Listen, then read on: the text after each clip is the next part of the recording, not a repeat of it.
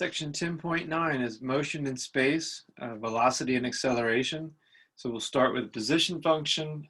We can calculate velocity from there, and then acceleration, and also speed. Remember that speed is velocity without direction. It'll just be the norm or the magnitude of our velocity vector every time we're asked to find it. It's a pretty straightforward calculation. The way these things are all connected, the acceleration is the derivative of the velocity, and that's also the second derivative of the position function, since the position function's derivative is the velocity. So it's all as we would recall from a Calc 1 class and possibly any physics courses that involve this. So the first example asks us to find the velocity, acceleration, and speed of the particle with the given position function. So we start with this function. I've rewritten it so that it's easier to take the derivative of it for that root t. Now v of t is the derivative of r of t, so it's r prime of t. Simple, straightforward component-wise derivative. We get -1 from that component, and we get 2t to the -1/2 from the second component. So that's the velocity vector, part of our answer.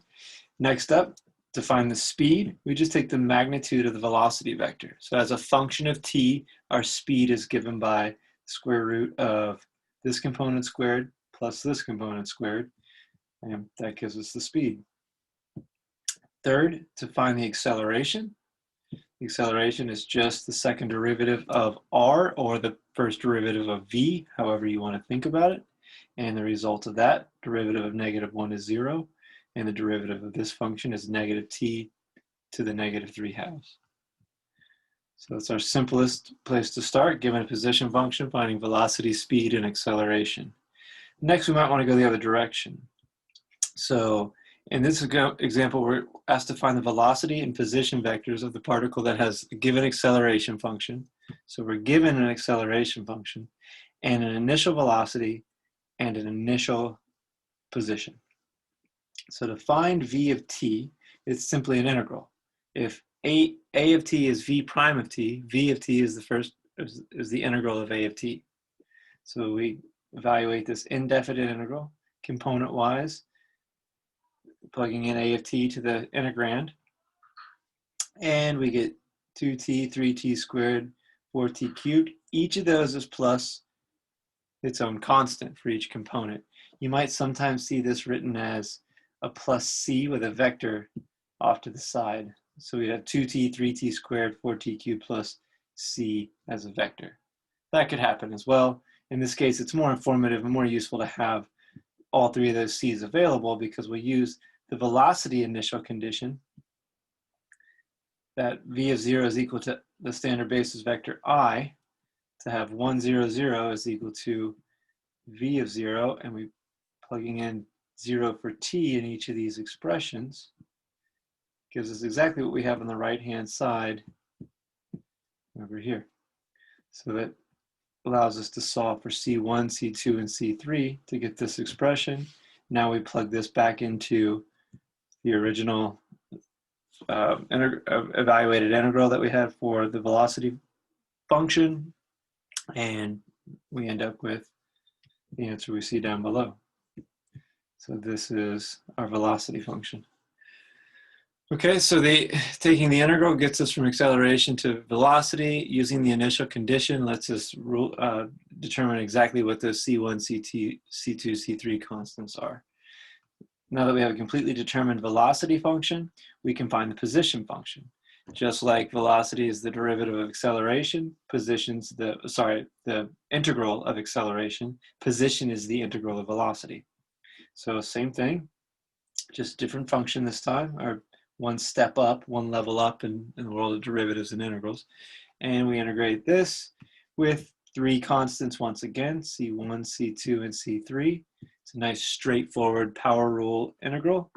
And we end up with these three unknowns here. Again, use that initial condition that R of 0 is standard basis J minus K. And that's 0, 1, -1. Set that equal to the function evaluated at R. So everywhere there's a t, you plug in a 0. solve for the c's component-wise. That's what's happening below. And we see that c is 0, C2 is 1, C3 is -1. And we plug those back into this expression, and we've got the final answer for position. And that's expressed as a vector down below. Completely determined, no constants are unknown because we were given the initial conditions. So that's it for forward and backward on position and velocity and acceleration. Let's look at Newton's second law of motion. So we'll see forces as vectors, vector functions of t. M is a scalar mass, and the acceleration is a vector function of t as well. So mass time, or scalar times a vector gives us a vector. Okay, this problem is straightforward as well. They ask us what force is required so that a particle of mass m has position function r equals t cubed t squared t cubed. Well, all we need to do is find the acceleration to plug it into our force function with given mass m. So we need to take two derivatives of our position function. There's r prime, there's r double prime, which is a of t, and we arrive at r double prime, or the acceleration function. Multiply this by m, and we have exactly the force. So that's this problem, at least in the forward direction. And that should be all there is to these. We could work in the opposite direction. If we were given a force and a mass, we could divide by the mass and determine what a of t is, or even r of t, by integrating twice. We'd need initial conditions to get there, but that's very possible, just like the example before. Projectile trajectories, it's another thing this section happens to cover. This looks a lot like a Physics 1 class, where we talk about parametric equations for two-dimensional motion, or these literally projectile trajectories. So V naught is the initial velocity. Alpha is the angle at which a projectile is launched or set off with an initial velocity. Same thing here. T is our time function, is the way we'll think about that. And G is the gravitational constant for planets or for problems on planet Earth. G is going to be approximately 9.8, or whatever a specific problem might tell you. This problem is kind of long, but it's mostly straightforward. There's quite a bit of calculation to do, but I'll try to hit the highlights and not drag you through too much of the depth of it. So a water balloon is launched with an initial speed of 200 meters per second. So V naught is 200 meters per second, recognizing that, at an angle of elevation of pi over 3. Okay, so these angles are always measured from the horizontal. So there's pi over 3 here from the horizontal, unless otherwise specified by the problem. So we have these two pieces of information that will fit into these two equations. What you see below is a system of equations, x and y, in the variable t, representing both our x component and our y component, or the horizontal component and the vertical component, respectively. Now, we can evaluate cosine of pi over 3 and sine of pi over 3. We can simplify these constants, this constant multiple here, and our equations clean up to look something like this. Turns out that x is just 100t, y is a little bit messier, but we've got it right there in front of us. Now, the first thing they ask in the problem, find the range of the water balloon. So in other words, the horizontal distance traveled. Okay, so we need to figure out when the balloon ends its trajectory. So that's a terminal position or terminal time for this terminal position. So we're asking, when is y equal to 0? The projectile starts on or near to the ground, and it returns to the ground at some time t in the future. We want to know what that time t is. This simply amounts to setting y of t equal to 0 as we have it written here. Okay, so this is 0 for y. We solve for t, and we get two different values, t equals 0, or t equals this positive 100 over root 3, 100 root 3 over 4.9. Clearly, we want to take this value. It's the later time.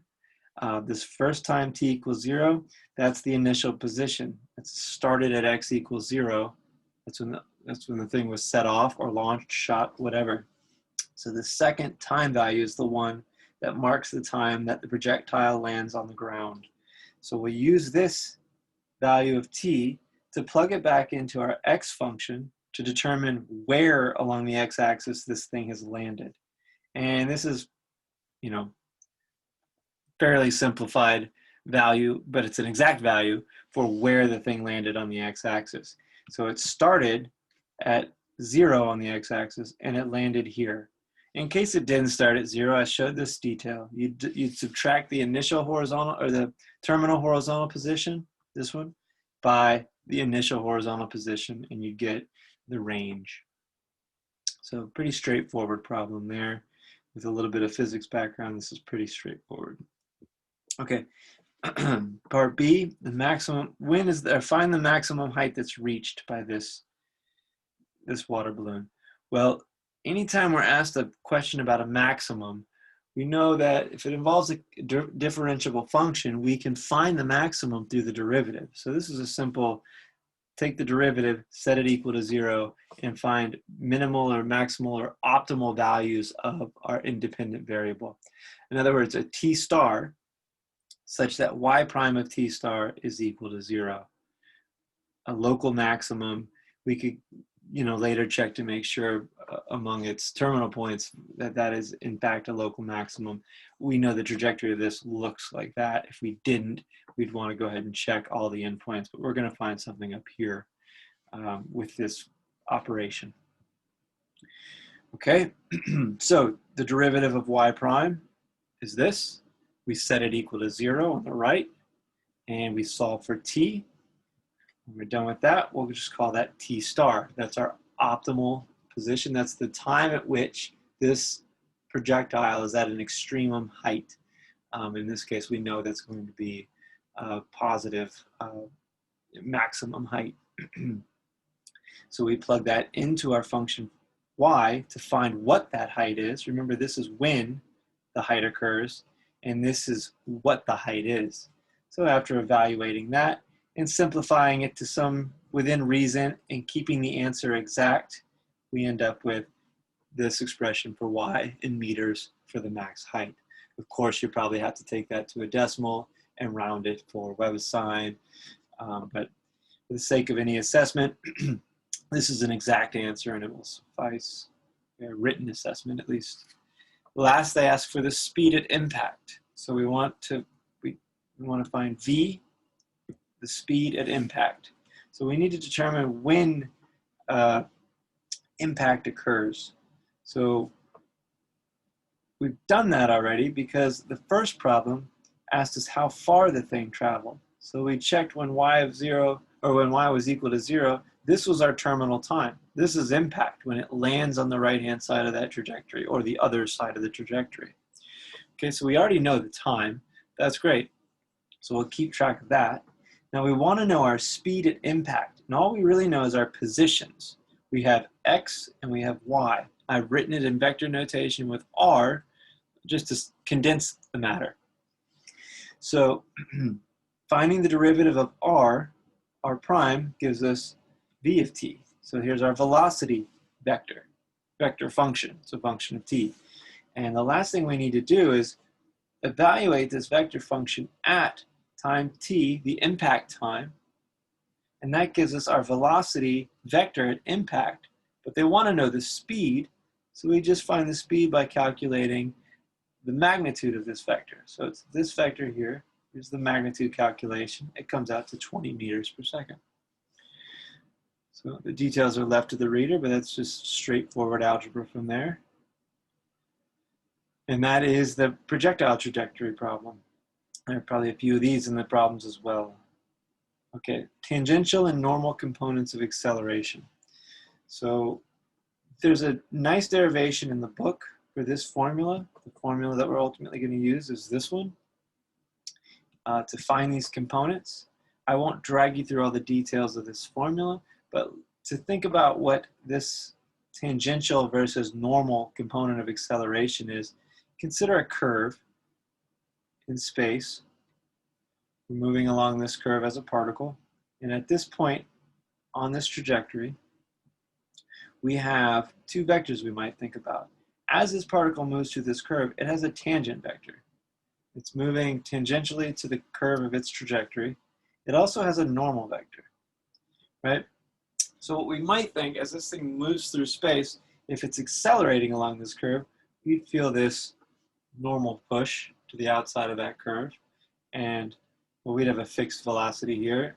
If we were accelerating along this, we'd actually feel it in this direction possibly. But nonetheless, there's our normal and our tangential vectors. To calculate it,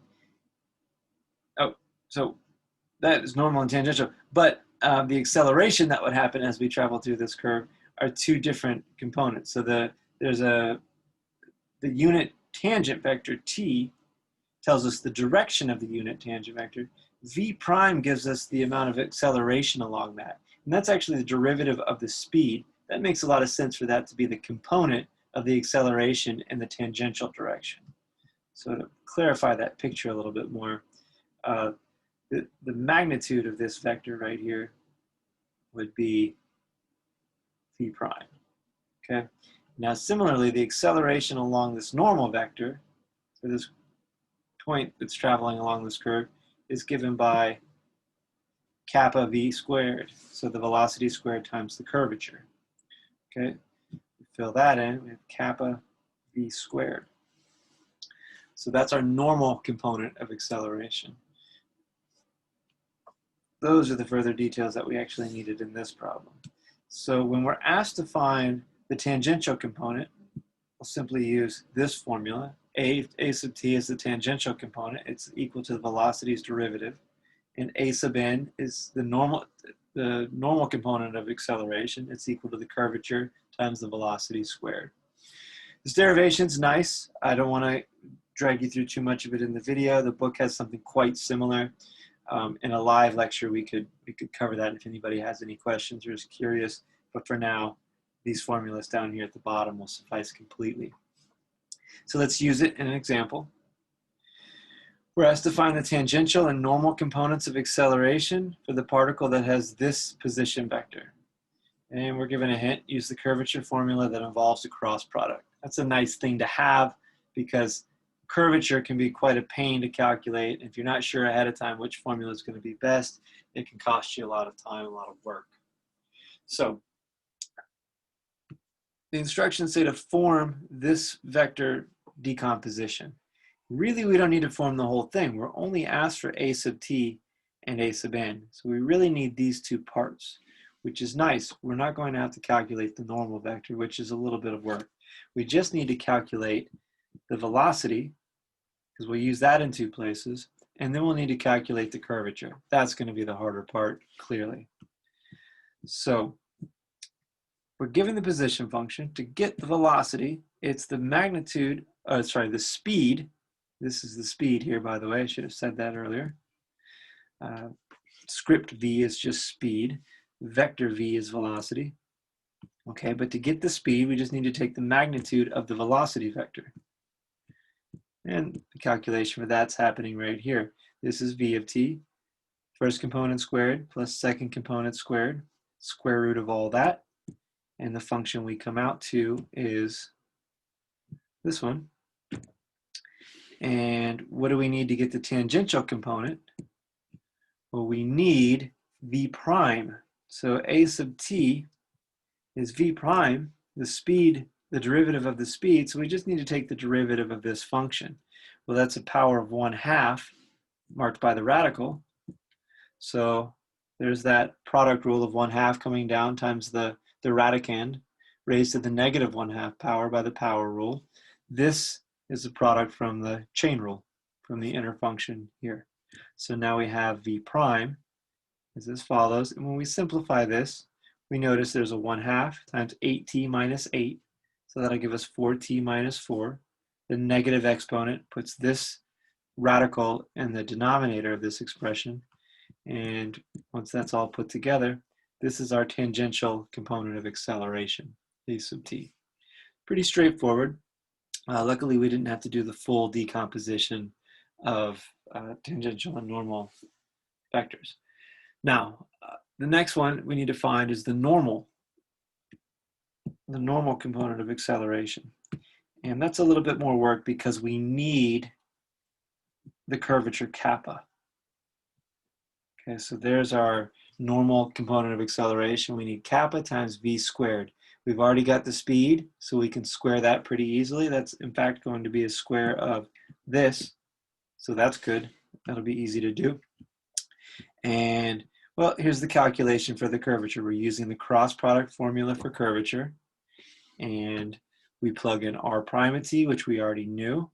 R double prime, we can pick up from the derivative of r prime right here and fill that in pretty handily. And we need to divide by the magnitude cubed of r prime. So there's r prime written in there. What's happened is there was a square root that became a 1/2 power, and that was multiplied by the cube that was already there, so we have to the 3/2 power. This is the first component of r prime squared plus the second component squared. So there's our magnitude of r prime of t all cubed. Okay, now the top is a little interesting. We have the cross product of these two vectors. And for a moment, one could get hung up because the cross product is a three-dimensional object.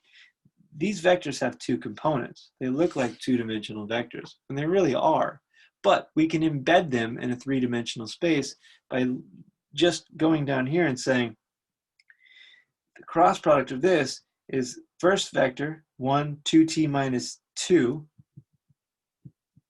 So we have 1, 2t minus 2 to match this vector. And then say there's a kth component, then it's just 0 times k hat. So we've effectively embedded this in 3 dimensions by just saying that its third dimension has, for each of these vectors, is just zeroed out. So they still live in the plane that they were in before, it's just we've embedded that plane in 3 dimensions somewhat tacitly or implicitly in this problem.